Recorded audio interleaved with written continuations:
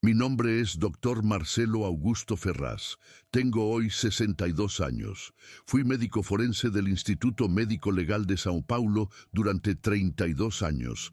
Participé directamente en más de 10.000 autopsias e informes de muerte sospechosa.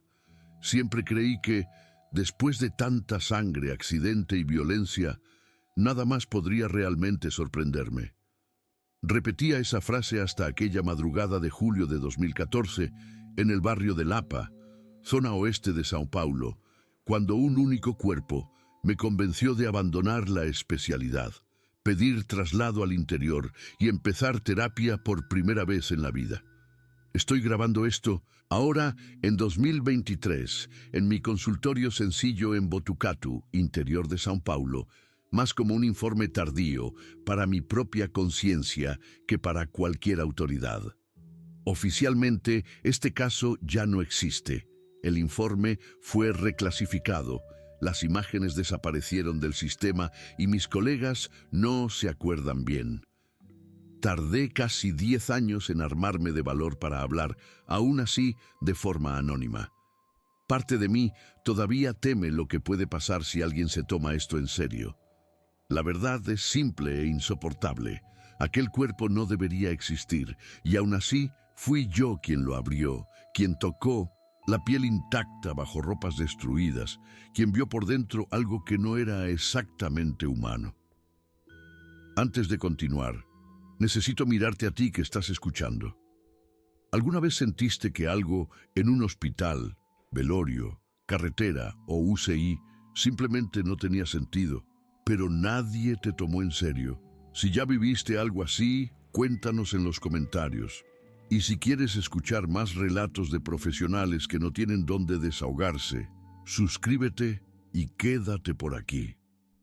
Aquella noche, el turno comenzó como cualquier otro. Café recalentado, fuerte olor a formol, el ventilador ruidoso girando en el pasillo estrecho del IML de Minas, Lapa.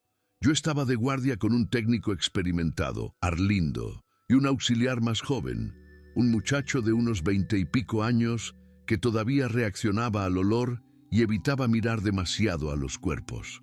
Arlindo ya tenía más de 15 años en la casa, conocía mis manías, sabía cuándo necesitaba silencio y cuándo estaba dispuesto a conversar sobre fútbol o política. Era uno de los pocos que conseguía quedarse horas en una sala helada sin perder el buen humor. El delegado de turno llamaba de vez en cuando avisando de cuerpos en camino. Atropello en la Marginal, posible homicidio.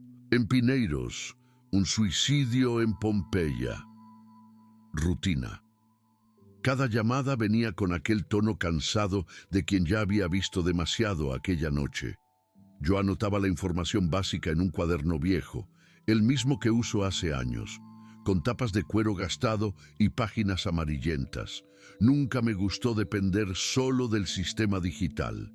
El papel no desaparece del servidor cuando alguien decide borrar rastros. Alrededor de las 2:40 de la mañana, la patrulla del SAMU trajo un cuerpo clasificado como víctima de incendio en vehículo, procedente de la Marginal Tietê. Hasta ahí, nada fuera de lo normal. Los paramédicos estaban sucios de hollín, con aquel olor agrio a goma quemada pegado al uniforme. Uno de ellos, un hombre de mediana edad, con la barba sin afeitar, entregó la documentación sin hacer mucho contacto visual. Parecía más apurado de lo normal, pero también era madrugada y debía tener más llamadas por delante. El detalle sutil que rompió la rutina fue este. Cuando abrimos la bolsa negra, las ropas estaban parcialmente carbonizadas, pero la piel por debajo estaba perfecta, intacta, sin una sola ampolla o resto de hollín. Yo me quedé parado allí, con los guantes de látex aún limpios, mirando aquello. Arlindo se acercó, se rascó la barbilla, hizo aquel ruido con la lengua que él siempre hacía cuando algo no cuadraba. «Doctor, esto está raro». «Lo sé», dije, pero mi voz salió más baja de lo que pretendía. La camisa del hombre estaba rasgada en algunos puntos, quemada en los bordes, con manchas oscuras que podrían ser sangre o aceite. Los pantalones vaqueros tenían áreas chamuscadas, especialmente en las piernas, como si hubieran sido expuestos a llamas directas.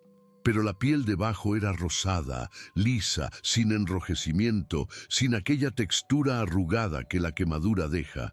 Ni siquiera aquella decoloración inicial que aparece en las primeras horas.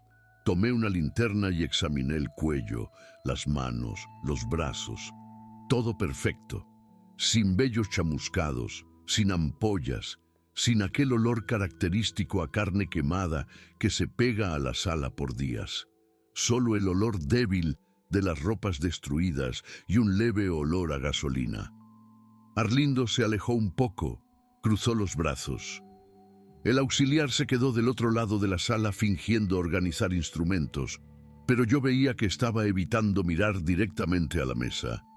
Yo ya había visto cuerpos quemados antes, muchos. Sé cómo la piel reacciona al calor intenso, cómo los músculos se contraen, cómo los huesos quedan expuestos en casos graves. Sé que un cuerpo no sale ileso de un incendio, aunque haya muerto antes de que las llamas comenzaran. El calor deja marca, siempre deja. Pero allí, nada. Apenas ropas destruidas cubriendo un cuerpo que parecía haber sido preparado para una clase de anatomía. Tomé la ficha de identificación. Ricardo Luis Meneses, 36 años, analista de sistemas, residente en Moema. La dirección estaba escrita con letra apurada, casi ilegible. No había mucho más, sin alergias conocidas, sin medicación continua, sin contacto de emergencia rellenado. El campo de observaciones estaba en blanco. Vamos a empezar, dije, más para mí mismo que para los otros. Comencé a hacer el examen externo, siguiendo el protocolo. Registré altura, peso, características físicas básicas, todo dentro de lo esperado para un hombre adulto de mediana edad, pero conforme iba tocando, midiendo, anotando, una sensación extraña iba creciendo. La piel tenía una textura diferente. No era áspera, no era demasiado húmeda, era neutra, como si no hubiera transpirado nunca, como si no hubiera sido expuesta al sol, al viento, a la vida. Giré el cuerpo de lado para examinar la espalda. Ninguna marca de nacimiento, ninguna mancha, ninguna señal. La espalda de un adulto siempre tiene alguna cosa. Una espinilla antigua, una marca de acné, un rasguño que se volvió cicatriz. Pero allí, nada. Solo piel lisa, uniforme, sin historia. Arlindo se acercó de nuevo, miró por encima de mi hombro. Es un poco demasiado perfecto, ¿no, doctor? Sí, respondí. Es exactamente eso. Nos quedamos allí en silencio por algunos segundos, solo el zumbido del ventilador y el ruido distante de una sirena en la calle. Yo ya estaba con aquel nudo en el pecho, aquella sensación de que algo estaba mal, pero yo aún no conseguía nombrar qué. Vamos a tomar las huellas dactilares, dije, y llama al fotógrafo. Quiero todo registrado. El auxiliar salió corriendo, aliviado por tener una excusa para dejar la sala. Arlindo tomó la almohadilla de tinta y comenzó el procedimiento. Sostuvo la mano derecha del cuerpo, presionó cada dedo en la tinta, luego en el papel. Repitió el proceso. Paró.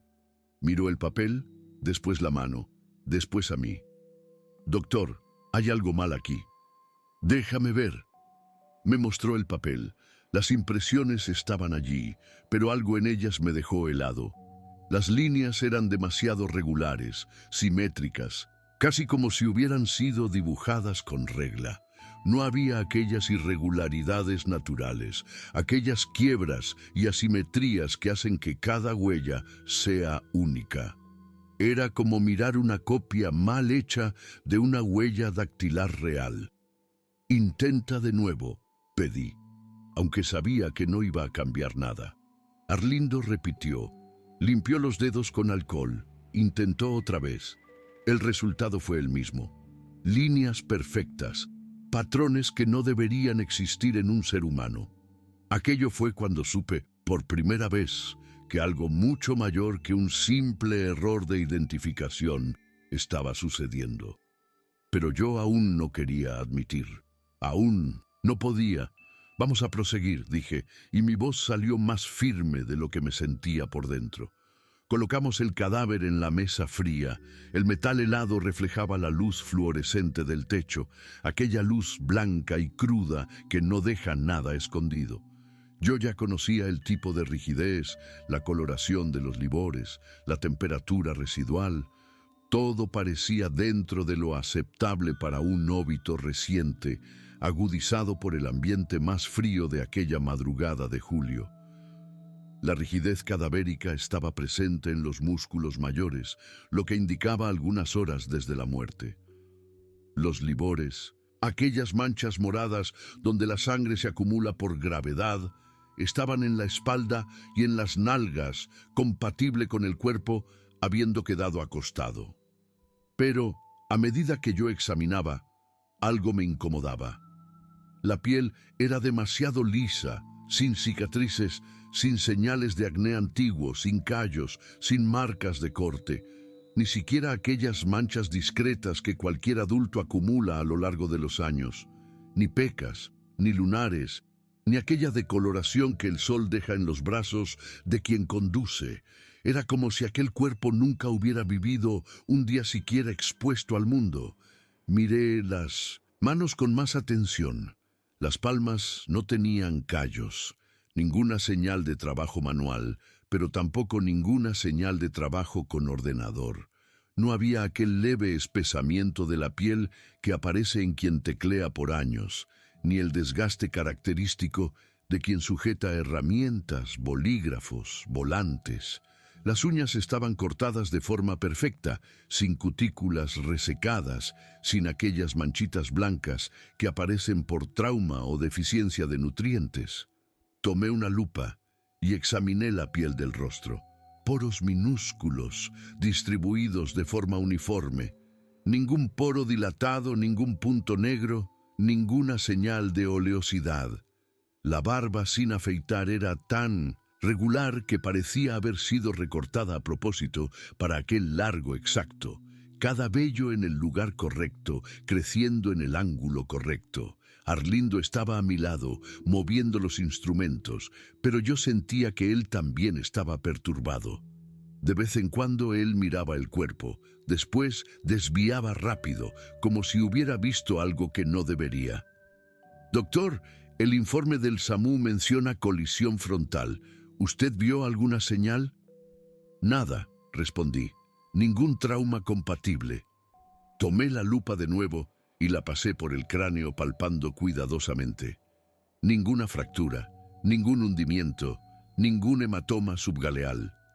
Bajé al tórax, presioné las costillas una por una, todas intactas, ninguna fractura, ninguna lesión interna aparente por la palpación. Los brazos, las piernas, la pelvis, todo perfecto.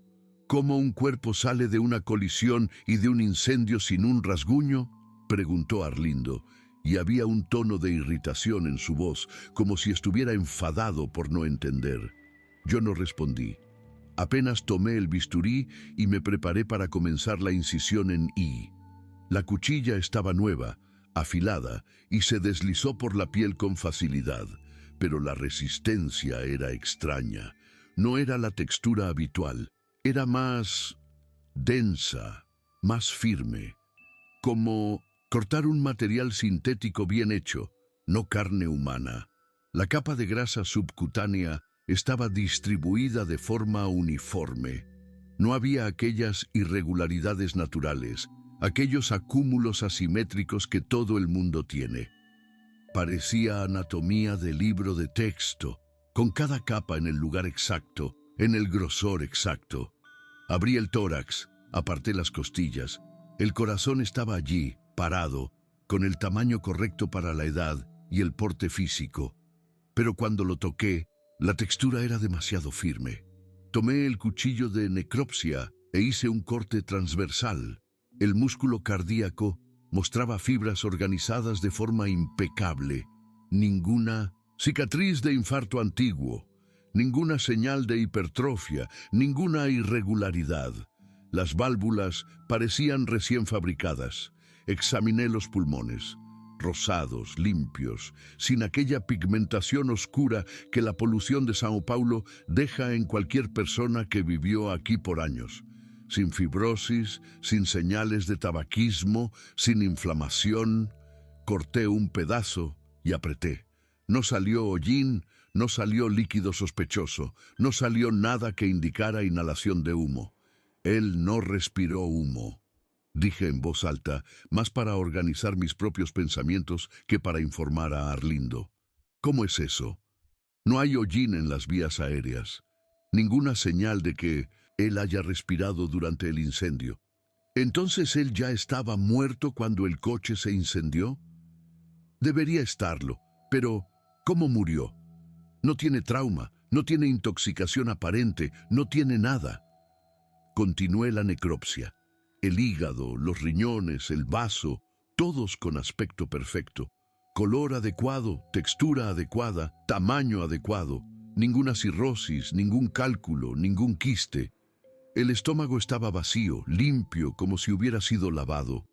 Los intestinos no tenían contenido, no tenían aquel olor característico. Era como si aquel cuerpo nunca hubiera procesado comida. Tomé fragmentos de cada órgano y los coloqué en los frascos para análisis histopatológico. Trabajé de forma mecánica, siguiendo el protocolo que yo conocía de memoria, pero mi cabeza estaba lejos de allí, intentando encajar las piezas de un rompecabezas que no tenía sentido. «Los dientes, doctor», dijo Arlindo de repente. «¿Usted vio los dientes?» «Todavía no, ¿por qué?» «Eche un vistazo». Me acerqué a la cabeza y abrí la boca del cuerpo. La dentición era perfecta. 32 dientes, todos presentes, todos alineados como en un anuncio de clínica odontológica. Blancos, sin manchas, sin desgaste, sin restauraciones. Pasé el dedo por el esmalte. Liso, impecable. Tomé la linterna e iluminé la cavidad oral. Ninguna caries, ningún sarro, ninguna señal de gingivitis. La lengua tenía coloración rosada, sin saburra, sin aquellas marcas laterales que aparecen por presión de los dientes durante el sueño. El paladar estaba intacto, sin rugosidades, sin aquellas líneas naturales que toda boca tiene. «Esto no es normal», susurró Arlindo, y había miedo real en su voz ahora. «Lo sé. Nadie tiene dientes así a los 36 años, doctor. Nadie». «Lo sé», repetí, pero mi voz estaba más débil. Cerré la boca del cuerpo y di un paso hacia atrás. Necesitaba un momento, solo un momento para respirar. La sala estaba helada, pero yo sentía sudor frío en la frente. Mis manos temblaban levemente dentro de los guantes. El auxiliar volvió con el fotógrafo, un señor bajito de unos 50 años que trabajaba para el IML hacía décadas. Él entró, miró la mesa y su rostro cambió. Se puso pálido, dio 2 pasos hacia atrás. «Yo no voy a poder fotografiar esto», dijo. «¿Cómo que no?», pregunté, ya irritado con toda aquella situación. «Hay algo mal en este cuerpo, doctor. No sé explicar, pero lo hay. No voy a poder». «¿Usted es fotógrafo de necropsia desde hace cuántos años?» «23. Entonces, haga su trabajo». Él dudó, pero acabó acercándose. Tomó las fotos del protocolo, cuerpo entero, detalles de las manos, pies, rostro, órganos expuestos, pero él trabajó rápido, más rápido de lo normal, y salió de la sala tan pronto terminó, sin decir una palabra. Arlindo me ayudó a cerrar el cuerpo. Cosemos la incisión en I, recolocamos los órganos. Trabajamos en silencio, cada uno perdido en sus propios pensamientos. Cuando terminamos, lavamos las manos y nos quedamos allí parados, mirando aquel cuerpo cubierto por una sábana blanca. «¿Qué hacemos ahora?», preguntó Arlindo. «Yo mando los fragmentos para análisis. Solicito exámenes de imagen completos. y espero que alguien me explique qué diablos es esto. Pero yo ya sabía, en aquel momento, que nadie iba a conseguir explicarme, porque aquello no era un cuerpo humano como yo lo conocía. Era otra cosa, algo que parecía humano, que tenía todas las partes correctas, pero que no había vivido. No tenía historia, no tenía marcas de vida, y eso, de alguna forma, era más aterrorizante que cualquier herida o enfermedad que yo ya había visto en mi carrera. 3 días pasaron hasta que los resultados comenzaron a llegar. 3 días en que dormí mal, en que la imagen de aquel cuerpo perfecto me perseguía en los pocos momentos de descanso. Me despertaba a las 4 de la mañana con la sensación de que había olvidado algo crucial, algún detalle que lo explicaría todo. Pero no había explicación. No en aquella necropsia, no en aquellos tejidos, no en aquella historia. Ante la ausencia de lesión evidente, solicité radiografías completas y una tomografía disponible por convenio con un hospital cercano, el Hospital San Miguel, en Barrafunda. Era un procedimiento raro, caro, que yo solo pedía en casos muy específicos, pero aquello era un caso muy específico. El director del IML cuestionó la necesidad. Dije que necesitaba descartar fracturas microscópicas y lesiones internas no detectadas en el examen físico. Él autorizó de mala gana. Los resultados llegaron al sistema PACS un viernes por la tarde. Yo estaba en mi consultorio improvisado, una sala pequeña con una mesa vieja y un ordenador que tardaba una eternidad en encender. Acababa de tomar un café amargo de la máquina del pasillo cuando el sistema pitó, indicando que las imágenes estaban disponibles. Hice clic para abrir. La pantalla cargó despacio, línea por línea, y cuando abrí las imágenes sentí un escalofrío seco en la nuca que bajó por la columna y se esparció por el cuerpo entero. No había microfracturas antiguas, ninguna señal de fracturas consolidadas, ninguna calcificación residual. Todo el mundo tiene alguna cosa. Una caída en la infancia, un accidente de bicicleta, un tropiezo que resultó en una pequeña fractura en el dedo del pie. Pero allí, nada. Los huesos eran perfectos, lisos, sin marcas de remodelación, sin aquellas pequeñas irregularidades que el tiempo y la vida dejan. Amplié la imagen de la columna vertebral. Las vértebras estaban alineadas de forma impecable, sin desvíos, sin señales de desgaste, en los discos intervertebrales. No había picos de loro, osteofitos, no había compresión, no había nada que indicara que aquella columna había sostenido un cuerpo por 36 años. Las articulaciones parecían recién montadas, sin aquella irregularidad natural que la vida imprime. Las rodillas no tenían señales de uso. Los tobillos estaban perfectos, los hombros no presentaban ninguna alteración. Incluso las pequeñas articulaciones de las manos y de los pies estaban impecables, sin desgaste, sin artritis inicial, sin nada. Pasé a las imágenes del tórax. El corazón, visto en los cortes tomográficos, mantenía una proporción matemática, sin hipertrofia, sin cicatrices de infarto, sin cualquier marca. Las cámaras cardíacas tenían volúmenes exactos, las paredes tenían grosores uniformes. Era como mirar un modelo 3D perfecto de un corazón humano, no un órgano real que había bombeado sangre por décadas.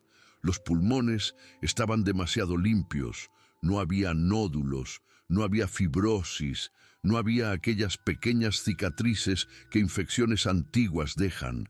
Ni siquiera aquella pigmentación sutil que aparece en cualquier persona que vive en Ciudad Grande. Era como si aquellos pulmones nunca hubieran respirado aire contaminado, nunca hubieran enfrentado una gripe, nunca hubieran procesado nada además de oxígeno puro. Imprimí las imágenes y fui hasta el laboratorio de patología en el piso de abajo. La doctora Elena, una patóloga con quien yo trabajaba hacía años, estaba al microscopio cuando entré. Ella levantó la cabeza, empujó las gafas hacia arriba. Marcelo, llegué a ver las láminas de ese caso tuyo, el Ricardo Meneses, y... Ella se quitó las gafas, se frotó los ojos. No sé cómo explicártelo. Los tejidos están demasiado organizados. ¿Cómo así? Ella se levantó, fue hasta la mesa y tomó una lámina. La colocó en el microscopio y me hizo una señal para que yo mirara. Miré. Las fibras musculares, cardíacas, estaban allí, teñidas de rosa y morado por la hematoxilina eosina. Pero había algo perturbador en la disposición. Las fibras formaban patrones discretamente geométricos, repetitivos, como si alguien hubiera optimizado la disposición celular. No era algo que yo pudiera describir técnicamente sin parecer loco, pero yo sabía reconocer cuando un tejido no se comporta como los otros. «Esto no es normal», dijo Elena, y había frustración en su voz. «Ya vi miles de cortes histológicos, músculos cardíacos, tienen variación natural, tienen irregularidades, tienen asimetrías, pero esto aquí es como si fuera artificial». «¿Artificial cómo?». Ella dudó, escogiendo las palabras con cuidado. Como si alguien hubiera creado esas células siguiendo un molde perfecto. No hay variación en el grosor de las fibras, no hay núcleos desplazados, no hay ninguna de aquellas pequeñas imperfecciones que hacen que un tejido sea biológicamente real. Me mostró otras láminas, hígado, riñón, pulmón, todas con la misma característica. Células organizadas de forma demasiado perfecta, repetitiva demasiado. La arquitectura tisular seguía los patrones esperados, pero sin aquella aleatoriedad natural que la biología siempre presenta. «Y hay otra cosa», continuó Elena, bajando la voz. «Envié muestras para el test de ADN. Quería ver si tenía alguna anomalía genética, algo que explicara esto. Y el ADN está demasiado limpio, no hay mutaciones, no hay variantes comunes, no hay aquellas pequeñas alteraciones que todo el mundo tiene. Es como si fuera un genoma teórico perfecto, no un genoma real». Nos quedamos allí en silencio por algunos segundos. El laboratorio estaba vacío, solo nosotros dos, y el zumbido bajo del aire acondicionado. «Elena, ¿usted ya vio algo así antes?» «Nunca», ella respondió, y vi miedo en sus ojos. «Y espero no ver de nuevo». Volví a mi consultorio con las imágenes y los informes. Me senté en la silla vieja y me quedé mirando la pantalla del ordenador. Aquellos huesos perfectos, aquellos órganos impecables. Y entonces comencé a investigar. Abrí el sistema de registros civiles. Busqué por el nombre Ricardo Luis Meneses. Encontré el acta de nacimiento, pero algo estaba mal. La fecha era coherente con los 36 años declarados, pero el hospital donde él habría nacido fue demolido hacía 15 años. Los padres constaban como fallecidos, sin registros de óbito disponibles en el sistema. No había hermanos, no había parientes cercanos. Busqué registros escolares, encontré historial de universidad, pero nada de escuela primaria o secundaria. Entré en contacto con la universidad donde él supuestamente se había graduado. Confirmaron que había registro de él en el sistema, pero los documentos físicos antiguos habían sido extraviados en un cambio de archivo años atrás. La dirección en Moema correspondía a un apartamento alquilado hacía pocos meses. Pedí a un conocido de la policía civil que verificara con los vecinos. El retorno, algunos días después, fue incómodo. Nadie conocía bien a Ricardo. Él llegaba tarde, salía temprano, no conversaba con nadie. Una residente del mismo piso dijo que él parecía educado pero vacío, como si estuviera siempre interpretando el papel de residente normal sin ser uno de verdad. En el trabajo, una empresa de tecnología en la avenida Berrini. Él había sido contratado hacía menos de un año. Hablé con el gerente de él por teléfono. Inventé una excusa sobre chequeo de rutina para el informe. El hombre dijo que Ricardo era un empleado ejemplar, puntual, eficiente, pero que nunca participaba en copas después del trabajo, nunca contaba historias personales, nunca mencionaba familia o amigos. Él era medio robótico, ¿sabe?, dijo el gerente. Hacía el trabajo perfectamente, pero era como si no tuviera personalidad.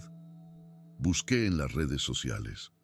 Encontré perfiles con el nombre de él, pero todos con historial corto. Fotos genéricas de paisajes, algunos posts sobre tecnología, ninguna foto personal real, ninguna foto de infancia, ninguna foto de familia, ninguna foto con amigos. Los perfiles habían sido creados hacía menos de 3 años. Pedí, de forma extraoficial, que verificaran registros médicos. Quería saber si él tenía historial de consultas, internaciones, vacunas. El retorno fue aún más extraño. Casi nada antes de los últimos 5 años. Ninguna consulta pediátrica, ninguna vacuna infantil registrada, ninguna internación durante toda la infancia y adolescencia. Era como si Ricardo Luis Meneses hubiera comenzado a existir apenas algunos años atrás. Como si alguien hubiera creado una persona de cero, con documentos, historial, empleo, apartamento. Todo reciente, todo bien construido, pero sin raíces verdaderas, sin infancia, sin familia real, sin historia humana. Mientras yo cruzaba los datos con lo que veía en las imágenes médicas, una sensación me apretaba el pecho. No era solo miedo, era algo peor. Era la percepción de que yo había tocado algo que no debería haber tocado, que había visto algo que no debería haber visto. Y por primera vez en la carrera, el pensamiento surgió desnudo y crudo, sin filtros, sin racionalizaciones. Y si esa persona nunca hubiera existido como uno de nosotros, de hecho, y si aquel cuerpo perfecto, aquella biografía construida, aquella ausencia de historia fueran porque él no era humano en el sentido que yo siempre entendí, cerré el ordenador, guardé los informes en el cajón y salí de allí con la certeza de que mi vida había cambiado para siempre. La llamada del director vino un martes, 10 días después de la necropsia. Yo estaba en casa, intentando almorzar alguna cosa, cuando el teléfono sonó. La voz de él estaba demasiado cordial, aquel tipo de cordialidad que siempre viene antes de malas noticias. Marcelo, necesito que vengas aquí mañana por la mañana. Hay unas personas que quieren conversar sobre el caso Meneses. ¿Qué personas? De la Secretaría de Seguridad. Rutina, nada más. Solo quieren aclarar algunos puntos del informe. Colgué el teléfono con la mano temblando. Sabía que aquello no era rutina. En 32 años de carrera, nunca fui llamado para aclarar puntos de un informe con la Secretaría. Los informes son técnicos, objetivos, o están ciertos o están equivocados. No hay que aclarar a menos que alguien quiera cambiar algo. Llegué al IML Central a las 9 de la mañana. El edificio gris en el centro de Sao Paulo, con aquel olor característico que nunca sale completamente de las paredes. Subí hasta el 3er piso, donde quedaba la sala del director. La secretaria me recibió con una sonrisa tensa y me pidió que esperara. Esperé 20 minutos, tiempo suficiente para sentir el estómago revolverse, para cuestionar si debería haber traído una copia de mis registros, para arrepentirme de haber sido tan honesto en el informe preliminar. Cuando me llamaron, entré en una sala más grande de lo que esperaba. El director estaba sentado detrás de la mesa de siempre, pero había 2 hombres de traje oscuro de pie, apoyados en la pared. Uno de ellos era más viejo, unos 50 y pico años, cabello canoso, bien cortado.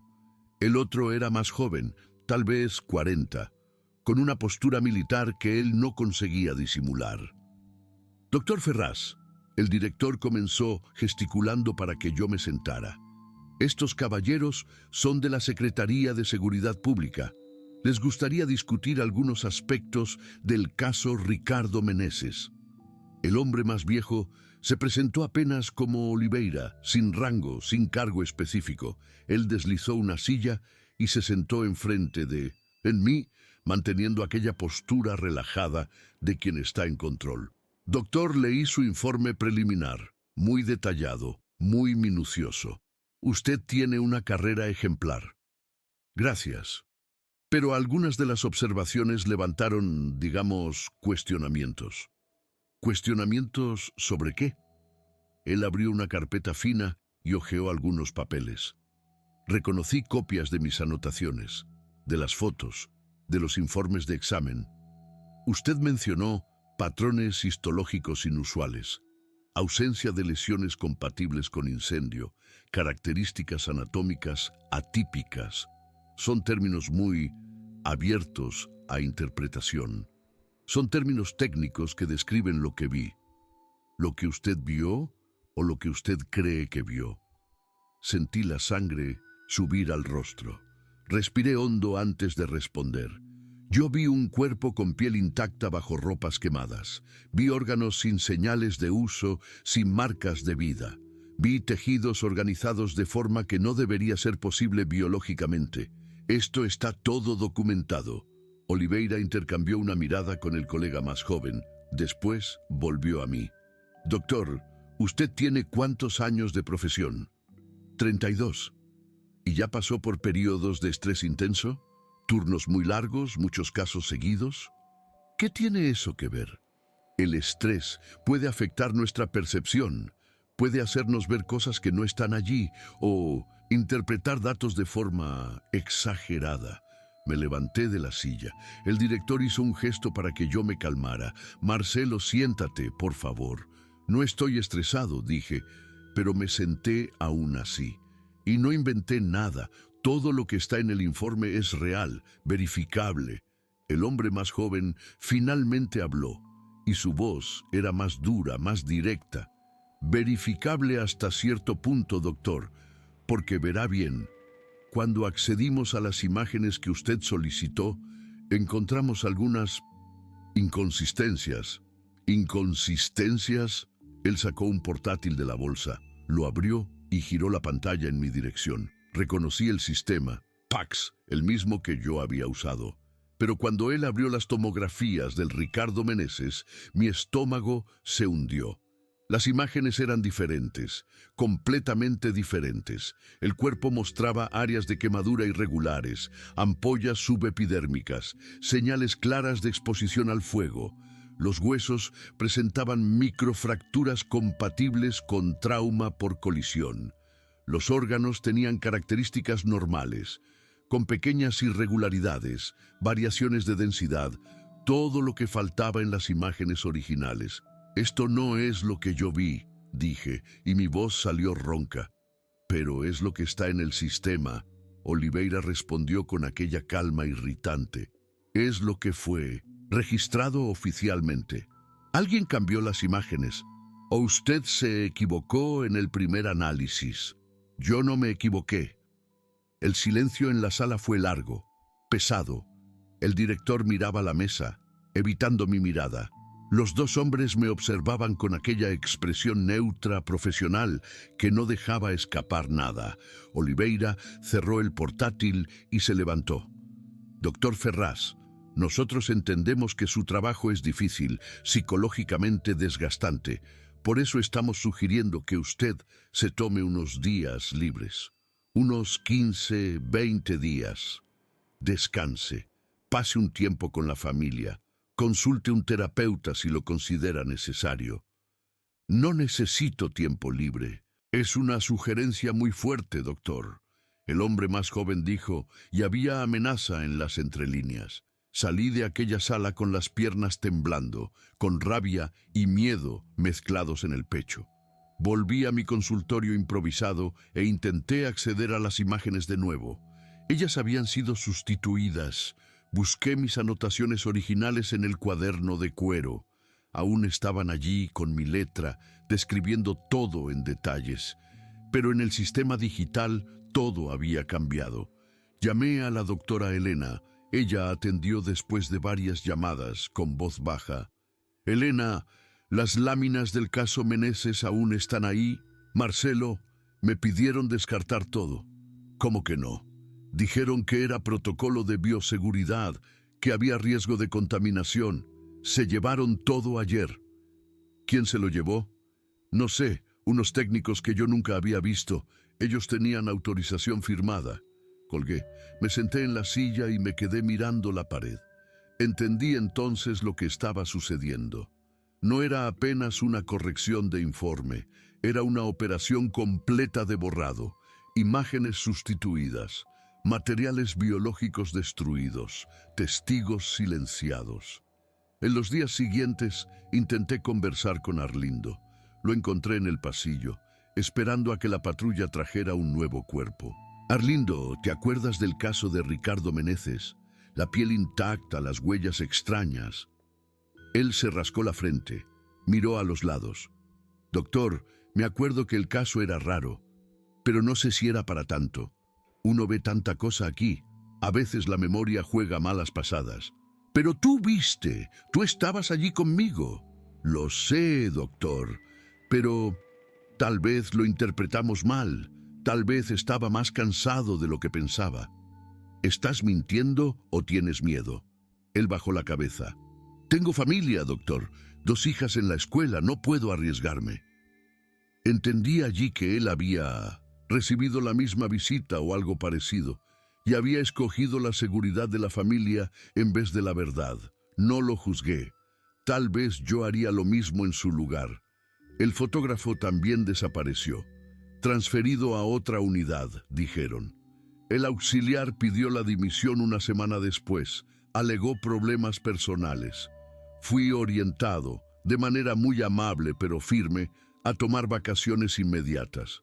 El director me llamó de nuevo, esta vez solo, y fue más directo. Marcelo, usted es un buen profesional, tiene una carrera sólida, no estropee eso por causa de un caso mal interpretado. No fue mal interpretado. Pues sí, y cuanto antes usted acepte eso, mejor para todo el mundo. Hay una vacante administrativa en Botucatu. Interior, salario bueno, menos estrés. Yo sugiero fuertemente que usted lo considere. ¿Y si no lo considero? Él suspiró, se quitó las gafas, se frotó los ojos. Entonces, usted va a descubrir que es muy difícil trabajar como forense cuando su credibilidad está en cuestión. Informes revisados, pericias contestadas, investigaciones internas. ¿Es eso lo que usted quiere? Era una amenaza clara, pero hecha con aquel cuidado burocrático que no deja rastros. Acepté el traslado 2 semanas después. No por desistimiento, sino porque percibí que estaba luchando contra algo mucho mayor que yo, algo que podía reescribir pruebas, manipular archivos y silenciar personas con eficiencia quirúrgica. Antes de salir de São Paulo, hice un último intento.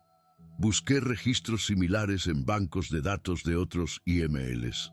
Usé contactos antiguos, favores acumulados a lo largo de los años.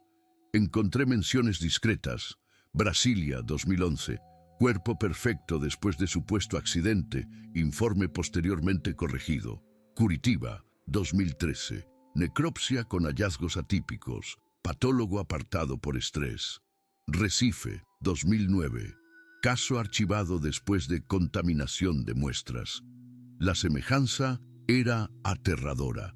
Siempre un cuerpo ejemplar, siempre una biografía reciente, siempre un informe corregido justo después, y siempre profesionales apartados, transferidos o silenciados. Había un patrón, y yo me había vuelto parte de él. 5 meses después, yo estaba intentando construir una rutina nueva en Botucatu. La ciudad era más pequeña, más tranquila, sin el tráfico infernal de São Paulo, sin el olor a formol pegado en la ropa. Alquilé una casa sencilla en un barrio tranquilo, Comencé a trabajar en una clínica de medicina laboral. Exámenes periódicos, atestados, evaluación de capacidad laboral. Nada que involucrara muerte, nada que me forzara a mirar por dentro de alguien. Pero el caso Ricardo Meneses me siguió. No físicamente, sino dentro de la cabeza, como una herida que no cicatriza bien. Me despertaba de madrugada pensando en los tejidos demasiado organizados, en la biografía construida, en las imágenes que fueron sustituidas. Comencé terapia por primera vez en la vida con una psicóloga de unos 40 años que atendía en un consultorio apretado cerca de la terminal de autobuses. En las primeras sesiones intenté explicar lo que había sucedido. Hablé del cuerpo, de las inconsistencias, de la presión institucional. Ella escuchaba con atención, hacía anotaciones, pero percibí en su mirada aquella duda educada. Ella creía que yo creía, pero no creía en la historia en sí. Pensaba que era estrés, burnout, tal vez el inicio de algo más serio. Después de un tiempo, dejé de insistir en los detalles. Me enfocaba en dormir mejor, en lidiar con la ansiedad, en intentar sentirme normal de nuevo. Pero normal era una palabra que había perdido el sentido. Aquel sábado de diciembre estaba caliente, húmedo, típico del interior paulista en el verano. Necesitaba hacer compras básicas para la casa: arroz, frijoles, café, pan, cosas simples que me hacían sentir que la vida continuaba, incluso cuando la cabeza insistía en volver a aquella sala de necropsia. El supermercado era uno de aquellos medianos, ni muy grande ni muy pequeño, siempre lleno los fines de semana. Tomé un carrito, comencé a recorrer los pasillos. Estaba decidiendo entre dos marcas de café cuando lo sentí. No sé explicar bien, pero fue como si el aire hubiera cambiado de peso, una sensación física, casi eléctrica, que me hizo parar en medio del pasillo. Miré alrededor, familias normales, parejas con niños, ancianos escogiendo frutas, nada fuera de lugar. Pero la sensación persistía, aquel nudo en el pecho que yo había aprendido a reconocer cuando algo estaba mal. Seguí hasta la sección de panadería, tomé 2 panes y entonces vi 3 personas enfrente de mí en la fila de la caja. Un hombre, una mujer y una niña de unos 5 años. La niña sostenía un paquete de galletas y hablaba animada sobre alguna cosa. La mujer sonreía, se arreglaba el cabello de la niña, y el hombre reía, inclinando la cabeza de un modo que hizo mi corazón detenerse. Aquel perfil, aquella línea de mandíbula, la textura del cabello, castaño claro, cortado corto, la postura de los hombros, la forma, como él sostenía el carrito. Dejé caer el pan que estaba en mis manos. Cayó al suelo, pero no me agaché a recogerlo. Me quedé allí parado, mirando, intentando procesar lo imposible. Era el cuerpo de la mesa de necropsia, de pie, respirando, vistiendo una camiseta gris sencilla y pantalones vaqueros. Vivo. Mi visión se volvió borrosa en los bordes. Sentí el estómago revolverse, un sabor amargo subiendo por la garganta. Me apoyé en el carrito para no caer. Las personas alrededor continuaban sus vidas normales. Nadie percibía que la realidad acababa de romperse en medio de aquel supermercado común. Ellos pagaron las compras y salieron. Yo los seguí, dejando mi carrito abandonado en medio del pasillo. Mis pies se movían en automático, como si otra persona hubiera asumido el control. Salí por la puerta. La luz del sol me cegó por un segundo. Vi cuando ellos fueron hasta un coche blanco, un sedán común, y comenzaron a colocar las bolsas en el maletero. La niña saltaba al lado, hablando sobre helado. La mujer reía. Él arreglaba las compras con movimientos naturales, humanos, normales. Todo en aquello era normal, excepto que yo había visto a aquel hombre muerto. Había cortado aquel pecho Había sostenido aquel corazón en mis manos, había examinado cada centímetro de aquella piel demasiado perfecta.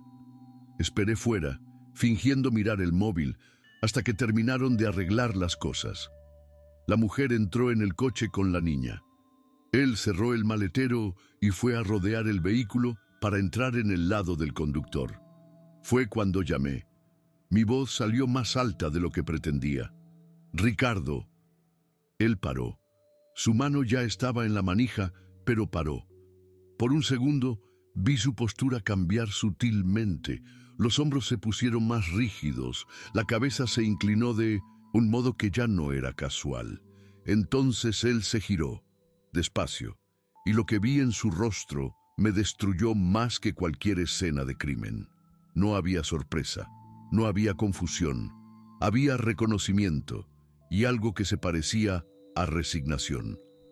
«Buenas tardes, doctor Marcelo». La forma como él dijo mi nombre, con aquella calma absoluta, con aquel conocimiento que no debería existir. ¿Cómo él sabía mi nombre? Yo no tenía identificación, no estaba de bata, no tenía nada que me identificase. Di algunos pasos en su dirección, mis piernas temblaban, pero continué andando. Paré a unos 3 metros de distancia, lo suficientemente cerca para ver que era el mismo rostro, la misma piel sin marcas, los mismos ojos. Usted murió. Yo hice su necropsia». Él miró alrededor rápidamente, verificando si alguien estaba oyendo. La mujer en el coche miraba el móvil, la niña cantaba alguna canción. Nadie nos prestaba atención. «Usted hace informes muy detallados», dijo, y su voz era baja, controlada. «Eso fue observado. ¿Qué es usted?» Él esbozó una media sonrisa, sin humor. Alguien que no debería haber sido examinado tan minuciosamente. Fue un error operacional. Debería haber sido una necropsia simple, informe estándar, archivamiento, rápido, pero usted vio cosas que no debería. Intenté organizar las palabras, pero mi mente era un caos. El coche quemado, la piel intacta, los tejidos perfectos. ¿Qué era aquello? Él respiró hondo, como si estuviera decidiendo cuánto podía hablar. Aquello fue solo una forma temporal, un test de parámetros. Digamos que fue una investigación de campo. A veces es necesario verificar cómo ustedes describen lo que no deberían ver, cómo los sistemas de registro funcionan, cuánto tiempo tarda para que un informe levante cuestiones. ¿Ustedes? ¿Quiénes son ustedes? Él no respondió. Apenas continuó mirándome con aquellos ojos que parecían humanos, pero no lo eran, no completamente. Usted debe haber percibido que los archivos fueron ajustados, las imágenes, los registros, hasta las memorias de algunas personas. Es un proceso estándar cuando hay exposición excesiva. Porque yo aún recuerdo.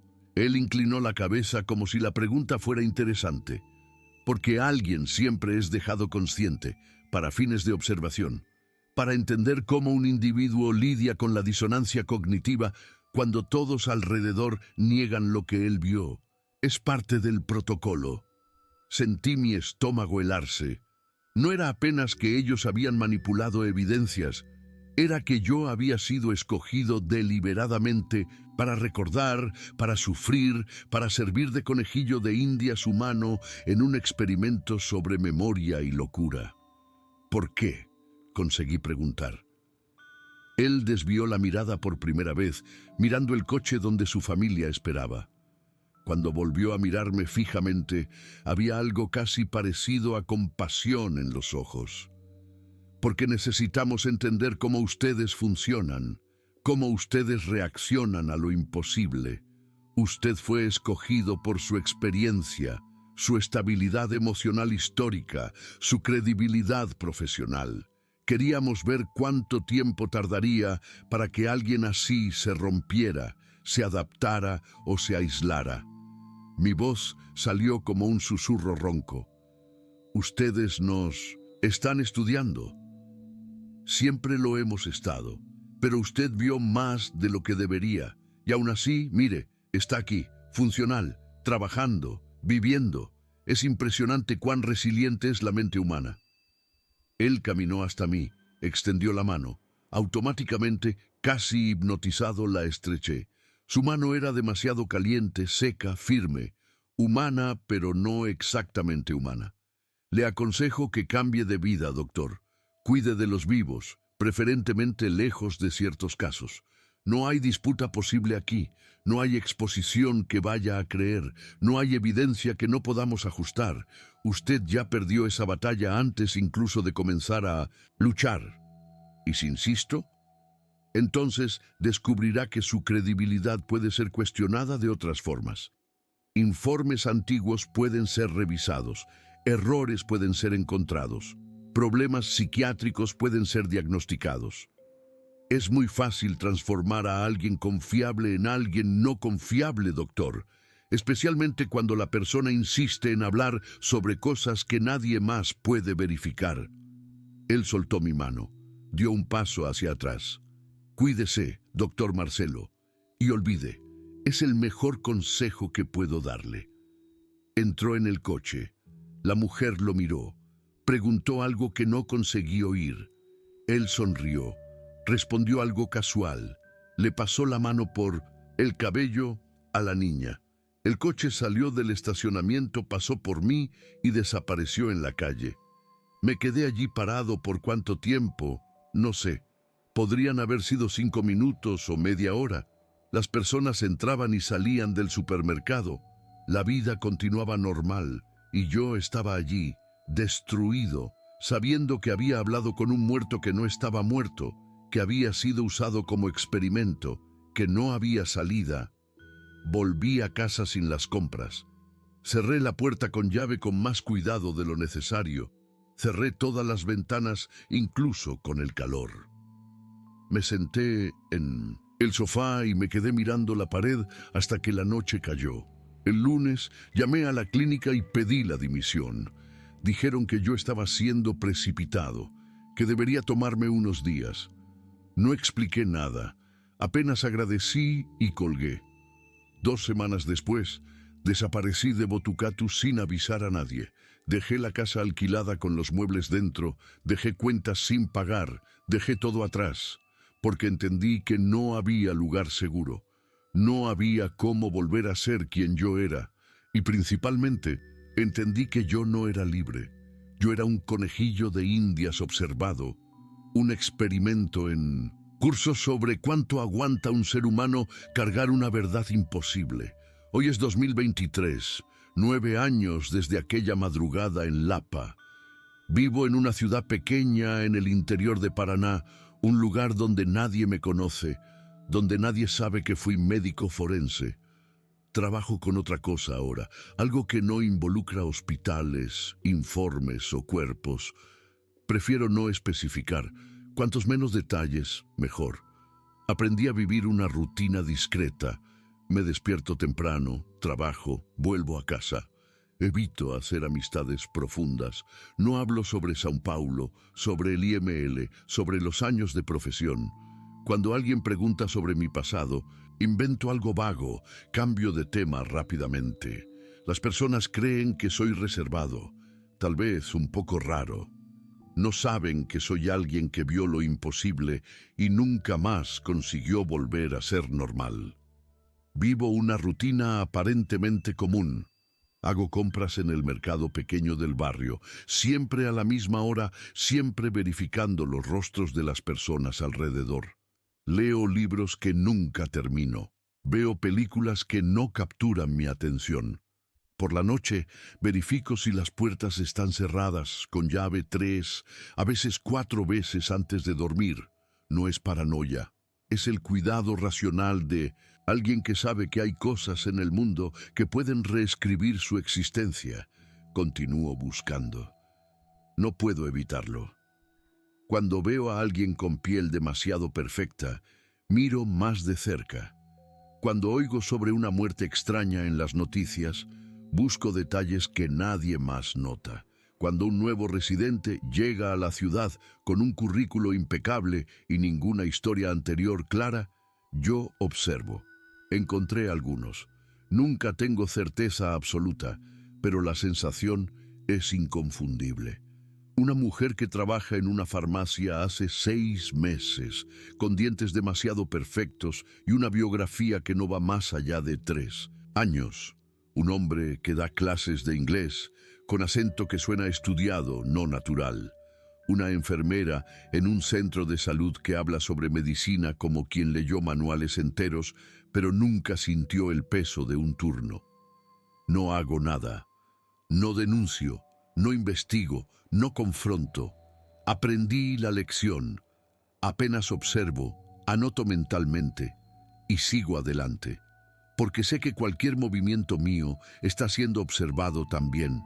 Soy el conejillo de Indias que continúa vivo para que estudien mi capacidad de convivir con lo imposible. Hay noches en que me despierto sudando, con la imagen de aquel cuerpo en la mesa, con el recuerdo de su mano demasiado caliente estrechando la mía en el estacionamiento. Hay días en que considero seriamente buscar ayuda psiquiátrica, aceptar que tal vez realmente enloquecí, y todo fue una elaboración delirante de mi mente agotada. Pero entonces veo algo, un detalle, una inconsistencia, y sé que no estoy loco. Sé que algo está sucediendo, algo grande, algo sistémico. Hay personas entre nosotros que no son exactamente personas. Hay cuerpos que no tienen historia real. Hay biografías construidas, identidades fabricadas, existencias implantadas en el tejido de la sociedad. ¿Por qué? Esa es la pregunta que me consume. ¿Cuál es el propósito? Si son capaces de manipular archivos, memorias, sistemas enteros, ¿por qué crear esas formas temporales? ¿Por qué probar parámetros? ¿Por qué infiltrarse? Pienso en posibilidades. A veces creo que son preparativos para algo mayor, una invasión lenta, un proceso de sustitución gradual. Otras veces pienso que siempre estuvieron aquí, que son parte natural del mundo, y nosotros es que nunca percibimos hasta que la tecnología de necropsia se volvió demasiado buena. Hay días en que considero explicaciones más perturbadoras, y si no son invasores, sino creadores. ¿Y si nosotros somos el experimento? No tengo respuestas. Apenas tengo memorias que nadie más confirma y una grabación que estoy haciendo ahora, mientras aún tengo coraje. Quiero hablar directamente contigo, no con los jóvenes que creen que todo es teoría de la conspiración y entretenimiento. Hablo contigo que ya pasaste los 40, 50, 60 años. Que ya viste gente morir, que ya estuviste en hospitales, que ya participaste en velorios, que conoces el peso de la realidad y sabes distinguir fantasía de experiencia real. ¿Alguna vez estuviste en un hospital y tuviste la sensación de que un cuarto, un paciente o un médico simplemente no encajaba allí? No consigues explicar el porqué, pero algo estaba mal. La forma de hablar, la forma de moverse, la ausencia de marcas humanas verdaderas. Ya fuiste a un velorio en que el cuerpo parecía más una réplica perfecta que la persona que conociste. Miraste aquel rostro y sentiste que algo estaba diferente, demasiado mejor, más perfecto de lo que debería. Ya despertaste de una cirugía o de un examen con la impresión de que había alguien al lado de la cama que no constaba en el equipo médico. Alguien que observaba sin interactuar, que anotaba cosas sin explicar, que desapareció cuando intentaste preguntar quién era. Ya estuviste en una carretera vacía por la noche y sentiste una presencia cercana incluso sin ver nada. Aquella sensación física de ser observado, de no estar solo, pero sin conseguir identificar de dónde viene.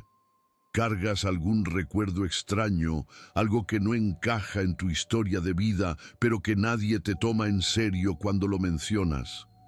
Dicen que lo imaginaste, que te confundiste, que estabas cansado, pero tú sabes qué sucedió. Si alguna de estas preguntas apretó algo dentro de ti, si te trajo una memoria que intentas ignorar, que sepas que no estás solo. Hay más personas como yo, personas que vieron cosas que no deberían, que fueron escogidas para recordar mientras todos alrededor olvidan o niegan. No sé si esta grabación va a llegar a alguien, no sé si voy a tener coraje de publicar o si voy a borrar todo mañana, con miedo de lo que puede suceder, pero necesito dejar constancia, necesito que alguien sepa que aquel cuerpo no debería existir y que, sin embargo, existe. Ellos existen, están entre nosotros.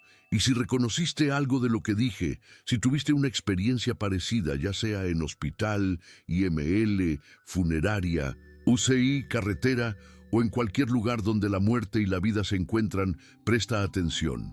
Observa los detalles. Personas demasiado perfectas, biografías demasiado recientes, historias sin raíces reales. Solo no intentes exponer, no intentes confrontar.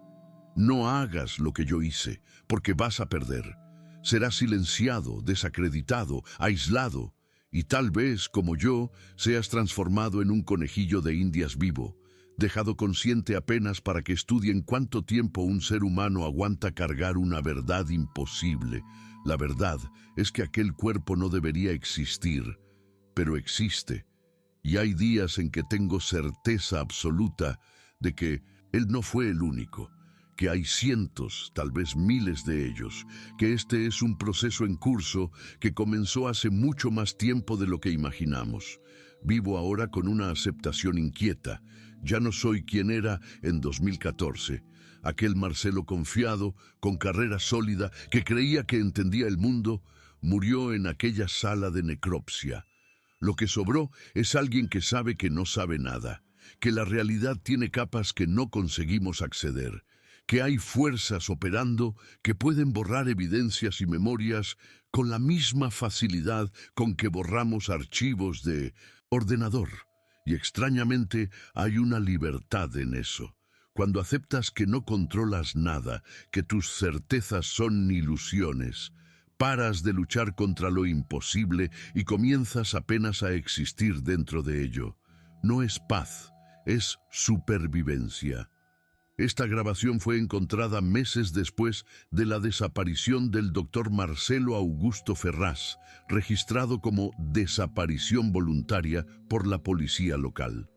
En los archivos oficiales del IML de São Paulo, no consta ningún caso autopsiado en julio de 2014 con el nombre de Ricardo Luis Meneses o con las características aquí descritas.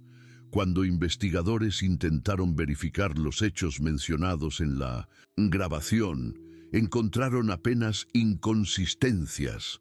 El doctor Ferraz realmente trabajó en el IML por 32 años, pero colegas describen su alejamiento como resultado de estrés ocupacional severo e inicio de cuadro de delirio persecutorio. No hay registros de reuniones con personas de la Secretaría de Seguridad, no hay evidencias de informes alterados, no hay confirmación de que alguna doctora Elena trabajó en el laboratorio de patología en el periodo mencionado.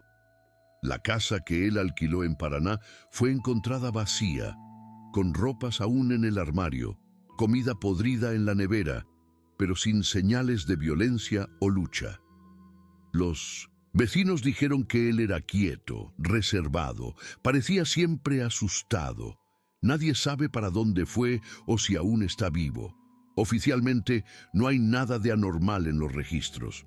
Oficialmente, nada de lo que está descrito aquí realmente sucedió.